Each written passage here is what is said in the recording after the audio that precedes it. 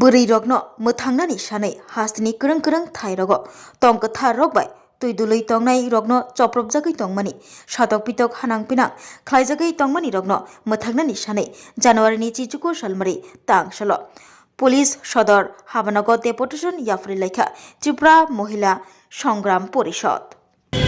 সম্প্রতি ওপারের ইস্যুকে কেন্দ্র করে ত্রিপুরাতে বিভিন্ন প্রান্তে সংখ্যালঘুদের উপর আক্রমণ, ব্যবসায়িক প্রতিষ্ঠান ভাঙচুর, মসজিদ মাদ্রাসা ভাঙচুর করা হচ্ছে, যেমন ফটিকরায়ে করা হচ্ছে, ফটিকরায়ে শিমলতলায়, উদয়পুরের চন্দ্রপুরে। কিন্তু আমরা মহিলা সংগ্রাম পরিষদ এটাই বলতে চাই যে ত্রিপুরাতে এখন আইনের শাসন নেই, গণতন্ত্র বিপন্ন, মানুষের জীবনের কোনো নিরাপত্তা নেই। ওপারের যে দীপু দাস আক্রমণ হয়েছে, ও একটা গার্মেন্টস শ্রমিক, ওইটাকেও আমরা মহিলা সংগ্রাম পরিষদের পক্ষ থেকে নিন্দা জানাই। পাশাপাশি এখানে ভাটি অভয়নগরের একজন রিক্সা চালক দিদার হোসেন, সেও একজন রিক্সা শ্রমিক। এইভাবে দেখা গেছে একটা ধর্মীয় সুরসুরি দিয়ে আক্রমণ হচ্ছে, বিভিন্ন সাধারণ শ্রমিক, কৃষক, মেহনতি মানুষের উপর আক্রমণ হচ্ছে, তাদের বাড়িঘর ভাঙচুর হচ্ছে, ব্যবসায়িক ক্ষুদ্র ব্যবসায়ীদের দোকানপাট ভাঙচুর করা হচ্ছে, কৃষকদের উপর আক্রমণ করা হচ্ছে।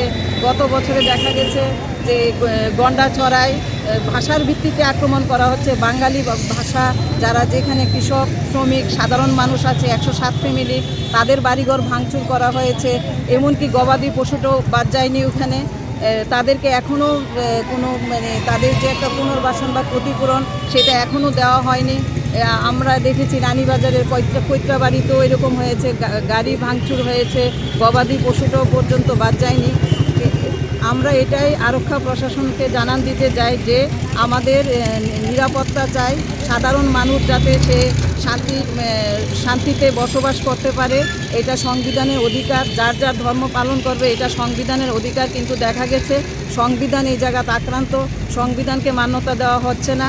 আমরা জাতি, ধর্ম, বর্ণ নির্বিশেষে এই ত্রিপুরা রাজ্যে আমরা একই ছাদের নিচে থাকতে চাই, এবং আমরা ত্রিপুরা হলো বিভিন্ন ধর্ম, বর্ণ, ভাষার লোক আছে এখানে, হিন্দু, বৌদ্ধ, মুসলিম, খ্রিস্টান, জাতি, জনজাতি সবাইকে নিয়ে আমরা ত্রিপুরা রাজ্যে থাকতে চাই।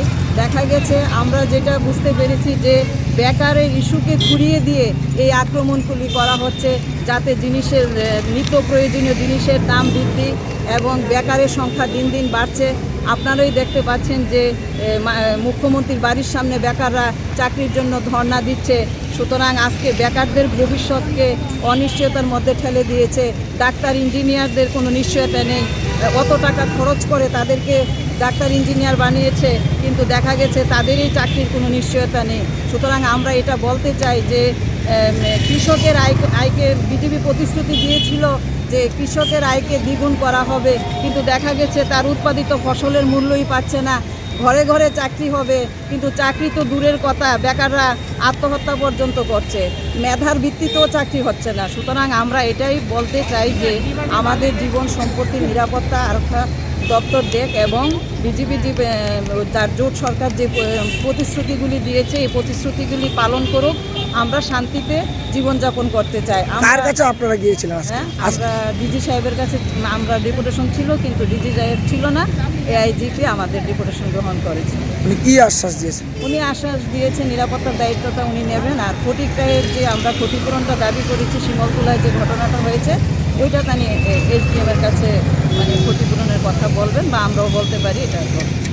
আপনার পরিচয়টা দিয়ে দেবেন। আমি ত্রিপুরা মহিলা সংগ্রাম পরিষদের জেনারেল সেক্রেটারি রিজিয়া ঘাট।